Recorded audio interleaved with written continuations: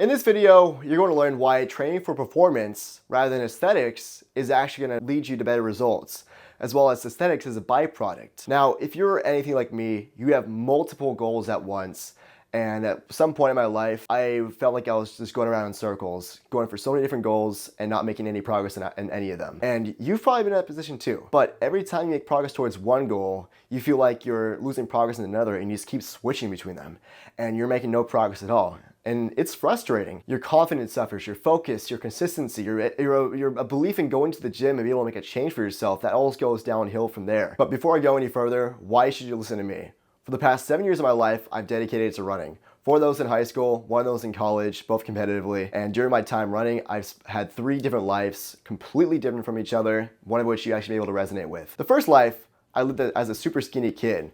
I was fast, but I was also weak, low energy throughout the day, and I just wasn't happy with myself and my body. And that's not where you want to be. The second life was pretty much a complete 180.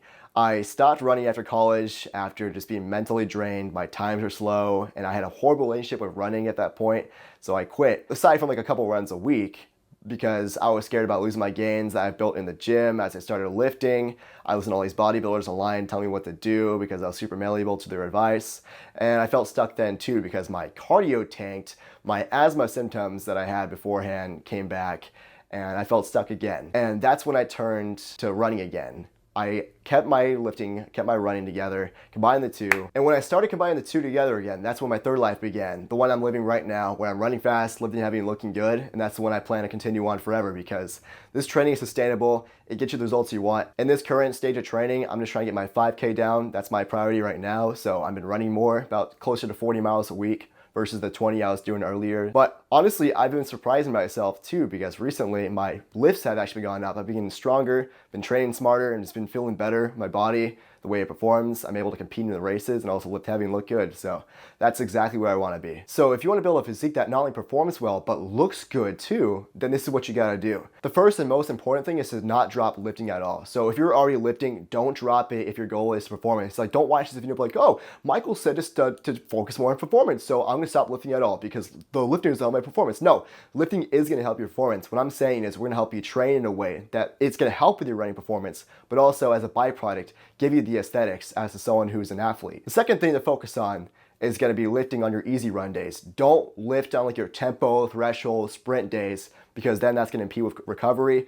You're going to feel a lot more fatigue for your runs, and your performance, not only in running, but also in lifting as well, are both going to be decreased because your recovery is all skewed up from doing both in the same day. So on your easy run days, or at least as far away from your workouts as possible, lift. 2 to 3 times a week, that's all you need.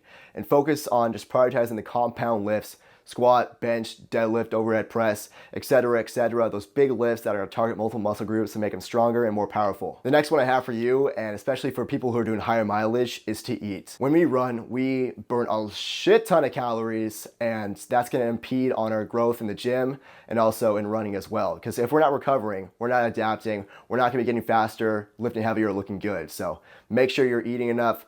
I use the app Chronometer, not sponsored, but that's just the one I use. It tells me how many calories I need a day, carbs, protein, fats, etc., and I just try to match those every day. At the very minimum, track your food for 2 weekdays and 1 weekend just so you can get a sense of what your eating habits are.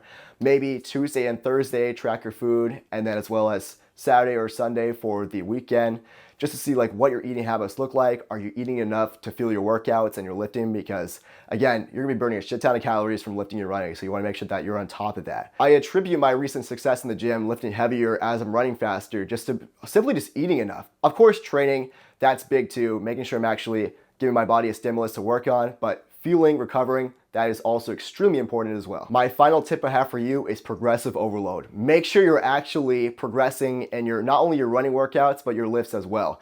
So with the running, I mean, for example, my Tuesday workout is like 800 repeats, getting ready for my 5K. Last week, I started off with 4 800s. This week I did 5, next week I'll do 6, and then after that, go out to 1K repeats. So just changing the stimulus every now and then.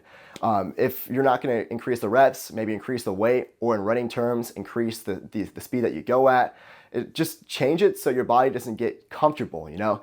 So if you're going for a bench press, don't just do 3x3, 3x3, 3x3, all at 115 or something each and every week. You want to change it up to like 3x3, 115 one week, 3x4 the second week, and then maybe like 3x3 at 120 or 125 or whatever you bench press, and keep it at that. If this approach to training sounds like something that you want to follow, but you just don't know where to start, or maybe you need a more in-depth guide, in the description down below, I've included a link to my 14-page ebook. Go check that out. I read it over the weekend just for you.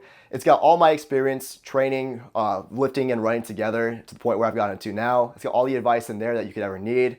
So it's got templates for your progressive overload. It's got workouts that you can do and try out, as well as exercises and how to do the form. So go check that out if you're interested. It's going to ask you for A, your email, just so I know who to send the ebook out to, and then B, I'm going to be sending you some exclusive offers and tips. So no spam, unsubscribe anytime. I make videos for men who want to maximize not only their fitness, but their quality of life. People who are driven, ambitious, and hardworking. If that's you, subscribe and follow along.